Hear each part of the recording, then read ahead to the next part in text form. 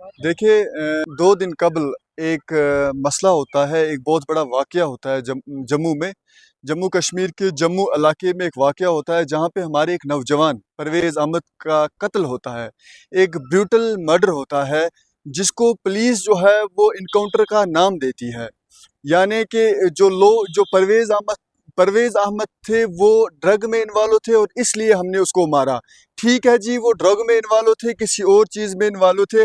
आपको जो constitution of India ने प्रोसीजर दिया है, जो सुप्रीम कोर्ट के डिफरेंट जजमेंट्स में गाइडलाइंस दी गई हैं कि ये गाइडलाइंस इख्तियार करके आप बंदे को अरेस्ट करो, उसको आप कोर्ट तक पहुंचाओ, फिर कोर्ट तक है कि उसको एक्विट करे कि कन्विक्ट करे।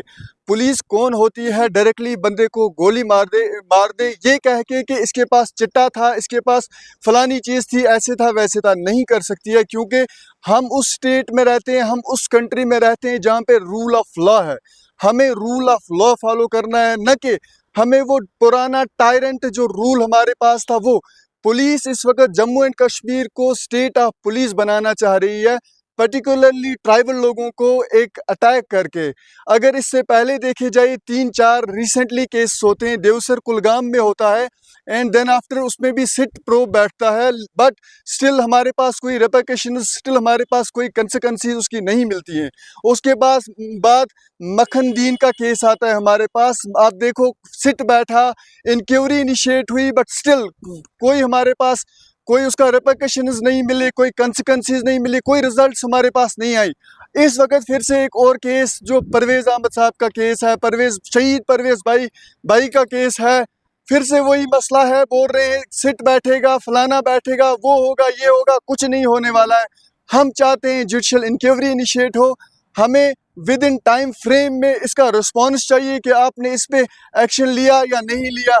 हम नहीं चाहते हैं कि दोबारा फिर से ऐसा इंसिडेंट हमारे साथ हो, हमारे ट्राइबल लोगों के साथ हो। ये वो ट्राइबल लोग हैं जो हमेशा जब भी मुल्क की कोई भी बात आती है, हम मुल्क के बचाव के लिए सबसे आगे रहते हैं, कानून के को बचाने के लिए सबसे आगे रहते हैं। हम आईन हिंद को मानने वाले लोग हैं, हम अमन पसंद लोग हैं। इसलिए इस वक्त भी हम एक असम्बल होके हम पीसेबली एक मैसेज देना चाहते हैं गवर्नमेंट ऑफ इंडिया को कि जो भी ऐसे हमारे साथ वक़्वात होते हैं, ऐसे इंसिडेंट्स होते हैं, इनको फौरी तौर बंद किया जाए, पुलिस को अंडर कंट्रोल लाया जाए, उनको रूल ऑफ लॉ पढ़ाया जाए कि असल में क्या है प्रोसीजर।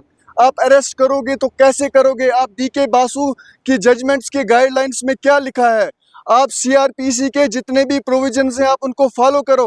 आप BNSS जो रिसेंटली नया कानून आपने procedure law, criminal procedure law में लाया है, उसको देखो, उसमें क्या क्या लिखा है, आप कैसे उनको अरेस्ट करना है। आप ऐसे ही जाते हो और किसी भी बंदे को पाते हो कुछ गलत करे वेदर ना करे, ऐसा नहीं बोलेंगे whether he was involved in or not, but still he was an accused. आप एक अक्यूज को जाके मारते हो, अक्यूज पे आपको डायरेक्टली गोली मारते हो। ये क्या था, वो कोई मिलिटेंट नहीं था, उसके बाद कुछ और नहीं था, डायरेक्टली जाते हो और नाम देते हो कि हम क्रॉस फायरिंग में मारा गया। कौन सी क्रॉस फायरिंग थी, आप सबूत दीजिए। उसके बाद फिर से आपको प्रोसीजर इख्तियार करना है, you have to file the FIR against him. Where is the FIR? You have to register the FIR। Where is the FIR? You suspect था, बाकी चीज था, कैसे हम मान लें। स्टिल उसके बाद भी आपने कोई FIR के बाद जो बाकी फर्दर प्रोसीडिंग्स है आप उसको नहीं इख्तियार करते हो। तो मेरी इस वक्त गवर्नमेंट ऑफ इंडिया से जो भी अदर एजेंसीज हैं विद रिस्पेक्ट टू इट, उनसे यही अपील कर रहे हैं हम थ्रू जम्मू कश्मीर गुजर बकरवाल यूथ वेलफेयर कॉन्फ्रेंस की तरफ से कि आप एक जुडिशल इंक्वायरी इनिशिएट करें और टाइम फ्रेम में हमें रिस्पॉन्स चाहिए। Thank you very much.